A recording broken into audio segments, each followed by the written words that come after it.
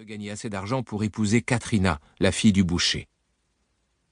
Alors que Saphira est devenue un dragon de belle taille, deux étrangers à l'allure menaçante, évoquant d'énormes scarabées, arrivent à Carvaol.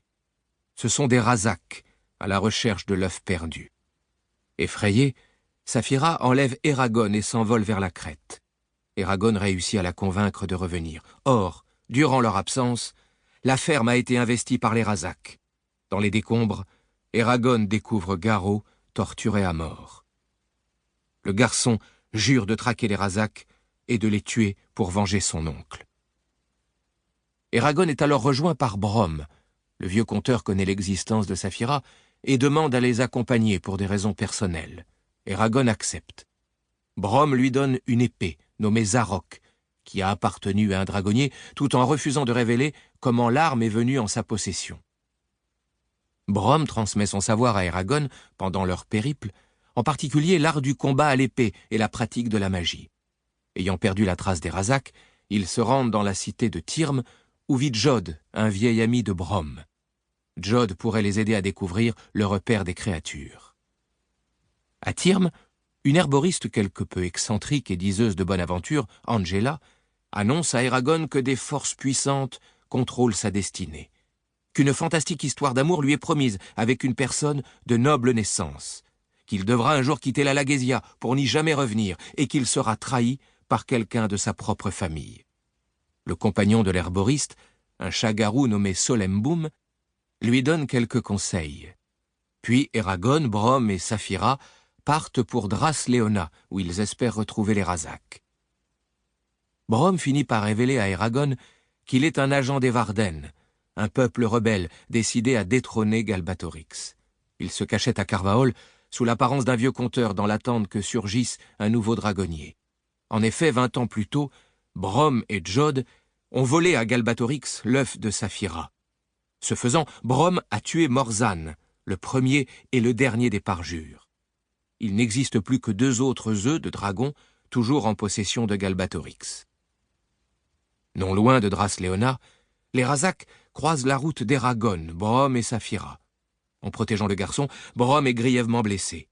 Les Razaks sont mis en fuite par un mystérieux jeune homme, Murtag, qui déclare les traquer lui aussi. Brom meurt la nuit suivante. Avant de s'éteindre, il révèle qu'il a été dragonnier et que son dragon s'appelait aussi Saphira. Eragon ensevelit Brom dans une tombe de granit que Saphira transforme en pur diamant. Restés seuls, Eragon et Saphira décident de rejoindre les Varden. Par malheur, Eragon est capturé dans la cité de Gil-Ed et amené à Durza, un ombre, le bras droit de Galbatorix. Avec l'aide de Murtag, le garçon s'évade, emmenant avec lui une autre captive, Arya, une elfe, restée inconsciente à la suite des tortures qu'elle a subies. Cette aventure fait naître entre Eragon et Murtag une profonde amitié.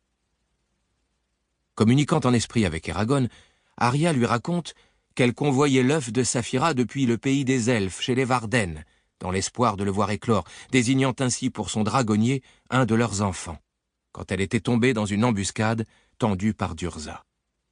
Elle avait dû projeter l'œuf loin d'elle par magie. C'est ainsi qu'il était tombé en la possession d'Eragon. Pour l'heure, Arya est dans un état critique. Il lui faut l'aide médicale des Varden. Par le moyen d'images mentales, elle explique à Eragon comment trouver les rebelles. Un voyage épique commence. Eragon et ses amis parcourent presque 400 lieues en quelques jours. Ils sont poursuivis par une horde d'Urgal qui les force à se réfugier dans les montagnes du Béor. Mais Murtag se refuse à rejoindre les Varden. Il est contraint d'en avouer la raison à Eragon. Le jeune homme est le fils de Morzan. Murtag, cependant, n'a pas cautionné les actes de son père. Il s'est enfui, échappant à l'autorité de Galbatorix pour suivre sa propre destinée. Il montre à Eragon une longue cicatrice qui lui traverse le dos. Cette blessure lui a été infligée par Morzan, qui a lancé Zarok sur son fils quand celui-ci était enfant.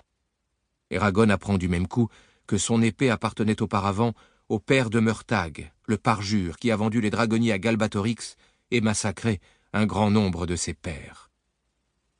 Sur le point d'être débordé par une attaque des Urgal, Eragon et ses amis sont secourus par les Varden, qui semblent sortis tout droit de la paroi rocheuse. Pour continuer à écouter ce livre audio gratuitement, cliquez sur le lien dans la description et vous pourrez l'écouter en entier sans frais grâce à l'essai de 30 jours d'Audible.